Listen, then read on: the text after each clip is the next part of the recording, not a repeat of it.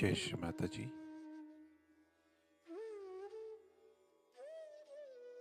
A very good morning to everyone. Let us all bow down to Shri Mataji, raise our Mother Kundalini and put Bandhan.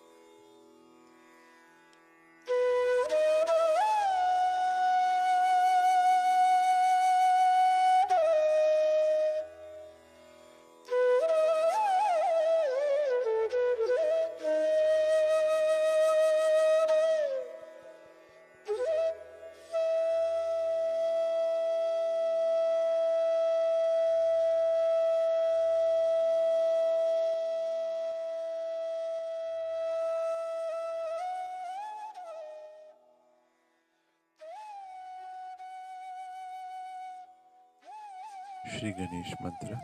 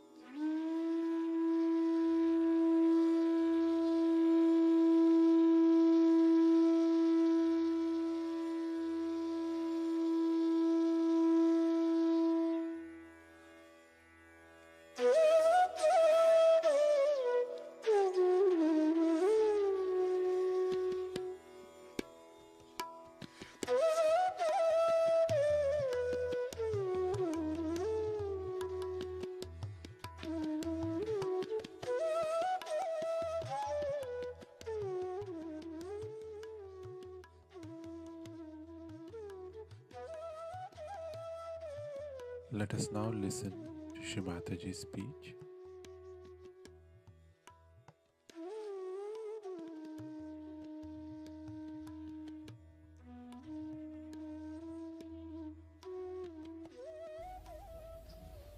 Today you have arranged this worship of your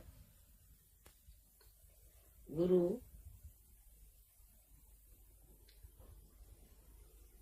That is your mother. Perhaps you are very unique people that have a Guru who is a mother.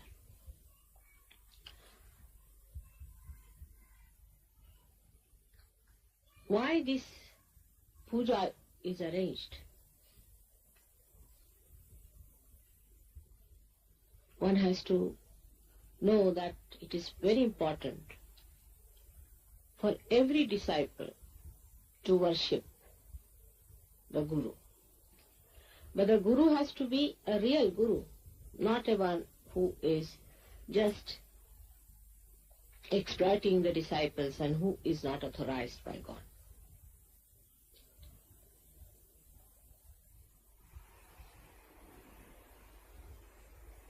The puja is arranged because you have been initiated into the statutes of the Lord. You have been told what are the dharmas of a human being. For that, actually you need not have a guru. You can read any book and you will know what are the statutes of the Lord. But Guru has to see that you practice them.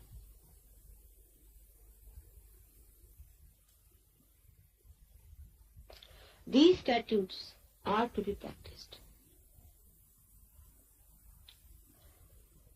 to be brought into your own life, which is a difficulty. And without a guru, a correcting force, it is very difficult to follow these statutes of Lord, because there is a gap between human awareness and divine awareness, a very big gap. And that gap can be only fulfilled by a guru who himself is complete. Today is a Purnima day. Purnima means a complete moon. The guru has to be a complete personality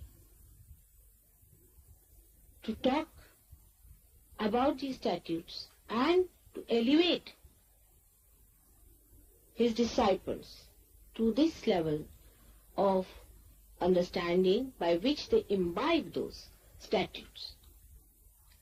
He is there to fulfill this gap.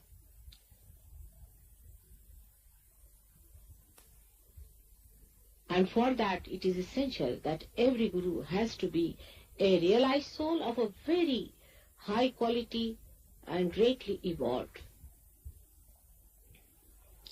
He need not be a person who is an ascetic, or he need not be a person who is living in the forest. He could be a common householder. He could be a king. All these outward manifestations of one's life do not matter. Whatever may be your position,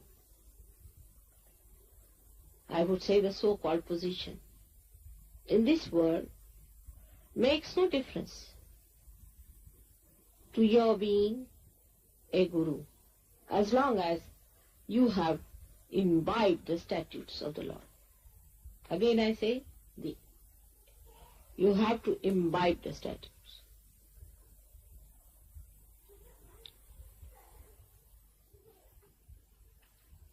Let's see what are the statutes.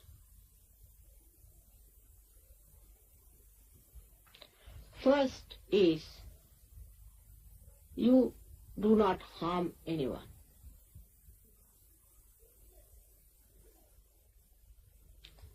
First principle is that we are not to harm anyone. Animals do harm without knowing that they are doing harm.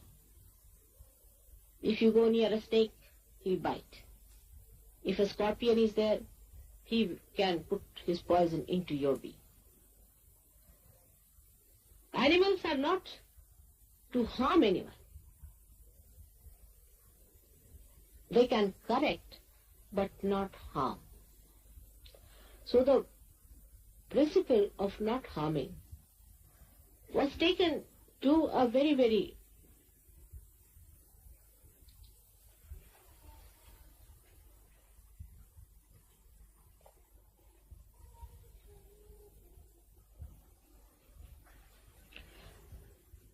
to a point where reality disappeared. For example, when it was said, do not harm anyone, so people started saying, all right, we'll not harm mosquitoes, we'll not harm bugs, we'll not kill them. And there are some people who are following religions in which they preserve mosquitoes and bugs. This is absurdity. Taking anything to absurdity cannot be reality. First of all, we should not harm anyone who is walking in the path of God. The one who is a realized soul.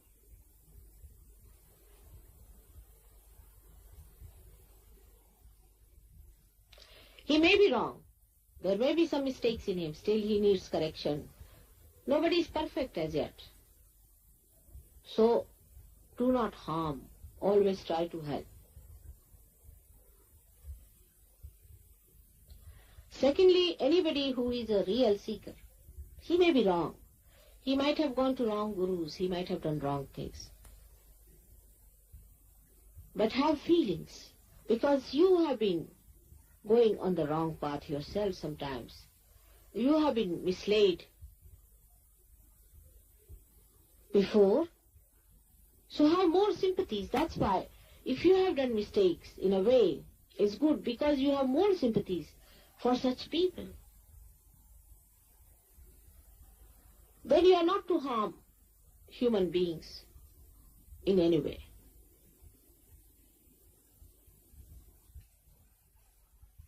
You are not to cause them any bodily harm, any emotional upsetting. Just for harm's sake. For correction is all right.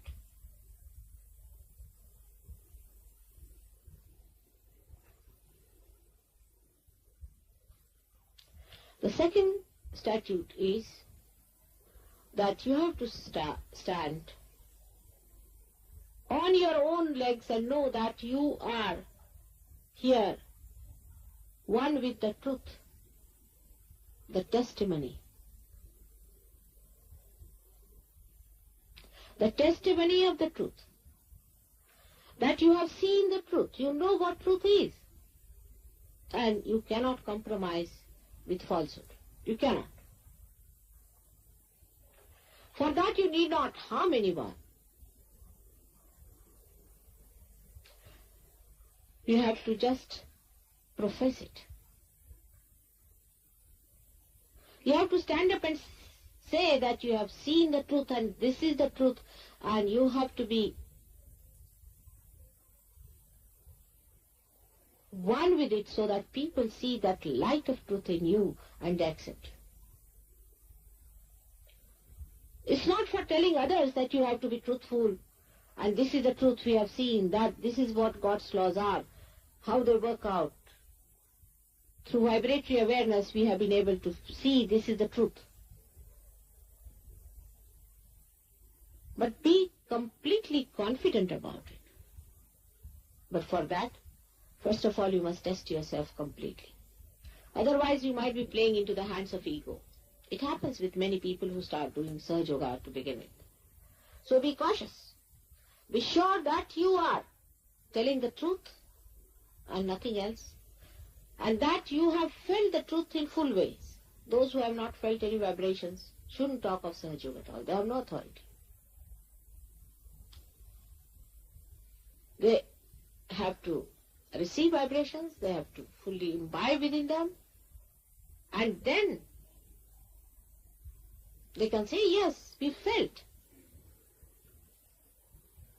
This is a very important task Sahaja Yogis have to do in these modern times, is to tell aloud that they have found the truth. That part is very weak. In whatever way you like, you can write books, you can announce it, you can talk to your friends, to your relations, and everywhere tell them this is the truth now, that you have entered into the kingdom of God, that you are blessed by the grace of God, that you are realized souls, that you have felt the divine power which is pervading everywhere, and that you can give realizations to others. This you have to tell others. And know that by your accepting truth, you are not adding anything to the truth, but you are adorning yourself. One requires courage to enjoy the truth. Sometimes people will laugh at you, will mock at you, may persecute also. But that should not be any worry to you, because your relationship is with the statutes and with the grace of God. When that is your connection, you should not worry about other people, what they have to say about it. You have to stand up, adorn yourself with that truth, and talk to people, that people will know that you have found it. With that authenticity with which you speak, people will know that you have found it. The difference between a realized soul and a non-realized soul is basically this. He doesn't talk of his woes and his separation with God, but he says, I have found it now. This is it. Like Christ said, I am the light, I am the path. Or anybody else can say that. But you can make out that it is not true. With the confidence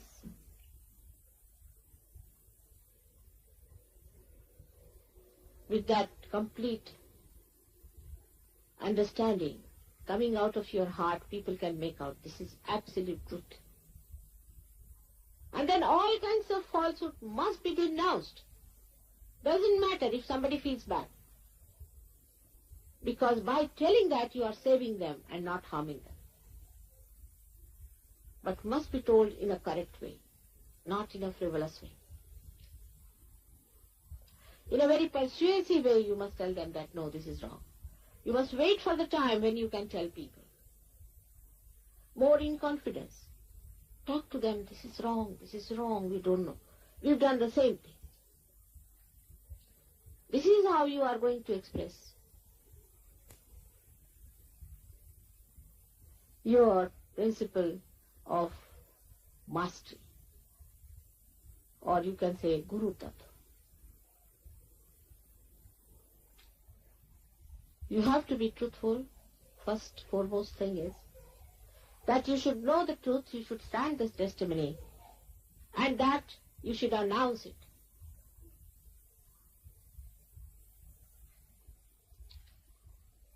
The third thing for a guru in Sahaja Yoga has to do is to develop detachment. Gradually you do develop it, because you find that unless and until you develop that detachment, you are not receiving vibrations in full way. All kinds of detachments have to be developed. Means your priorities change. Once your attention gets fixed up with your spirit, the catch or the hold on things which are of no importance starts reducing by itself.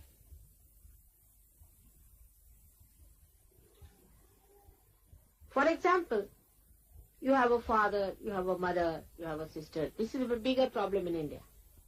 Here you are over-detached. But in India, people are very much involved, their own children, in their own. This is my son, and others are all orphans. Only your sons are the real children. Your daughter, your sons. My daughter, I must do this for my son. For my father, mother, here also. Two types of attachments are there. One, through moha, through involvement into that. that you want to do this for them and that for them and give all the property to them, insurance for them, every sort of thing. And another could be the way we have here, that you hate your mother, you hate your father, you hate everyone. Both things are just the same. So a detachment must be developed. The detachment is that you are your father, you are your mother, you are everything. Your spirit is everything to you. You have to enjoy only your spirit as everything.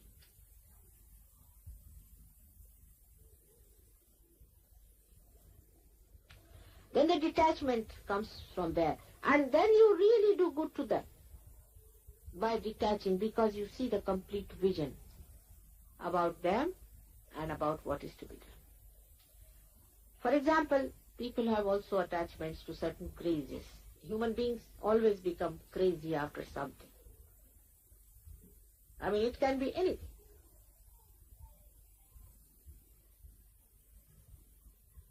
One has to understand there should be only one craze, is to be settled absolutely into your spirit. All other crazes will disappear, because that's the greatest joy-giving thing. That's the most nourishing thing.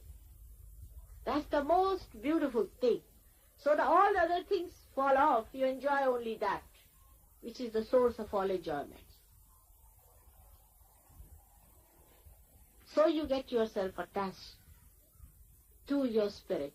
Detachment starts working.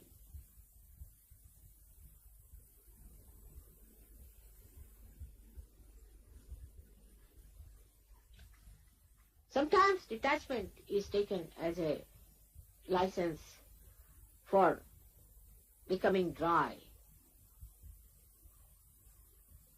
to others, which is absurd. This is only human quality also. Make everything ugly, whatever is beautiful. Actually, a person who is detached is the most beautiful person, is the extremely loving person, is love.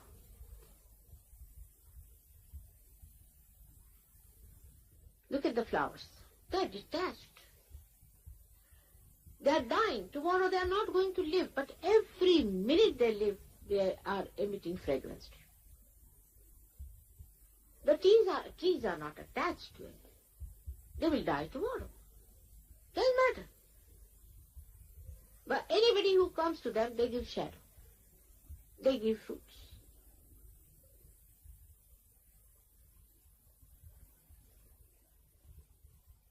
Attachment means death of love. Complete death of love is attachment. For example, in a tree, say, the sap rises, goes to all the leaves, goes to all the necessary parts, all the flowers, all the fruits, and goes back to the mother earth. It is not attached to anyone. Supposing the sap goes and gets attached into one fruit, what will happen? The tree will die and the fruit will die. Detachment gives you the movement of your love, circulation of it.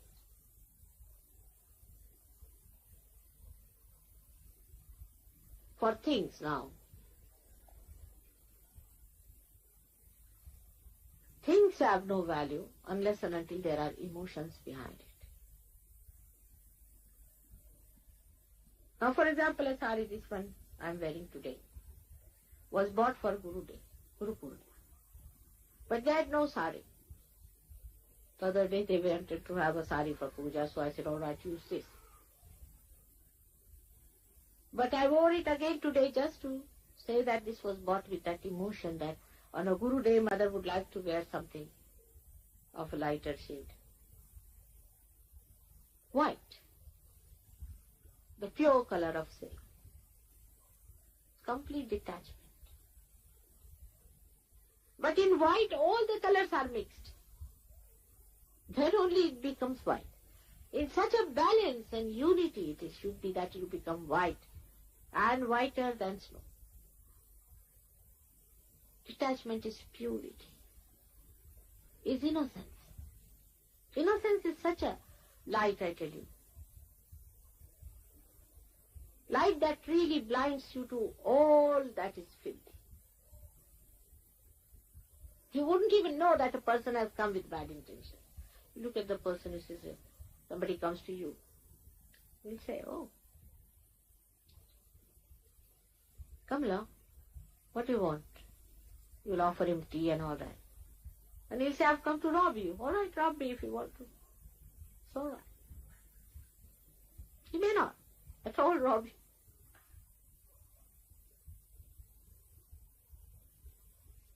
That is what is innocence, which one can develop only through detachment. Detachment is of the attention. Do not allow your attention to get involved into something too much. Even rituals of anything. Say now, we have not washed Mataji's feet. All right, doesn't matter. You love me, all right. If some mistakes are committed, what does it matter? If you see on the abstract plane, it's love. This is just a step forward. Like somebody ran very fast and fell down before reaching me. Say, Mother, sorry, I fell down before reaching you. I should not have done that. But see how I prostrated before you. It's complete poetry, detachment.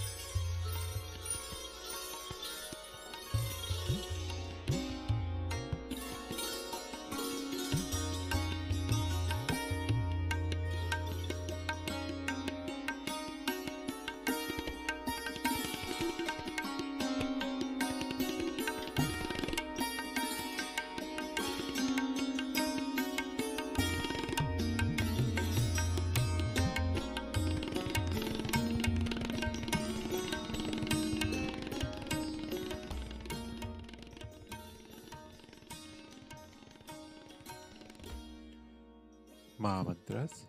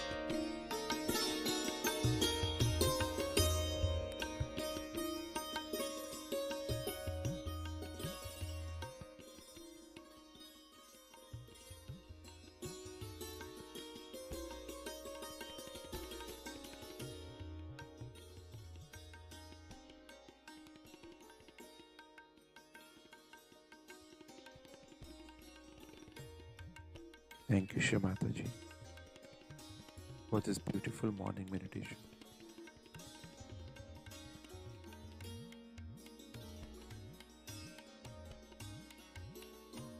Let us all bow down to Shri Mataji. Raise our Mother Kundalini and put Bandhan.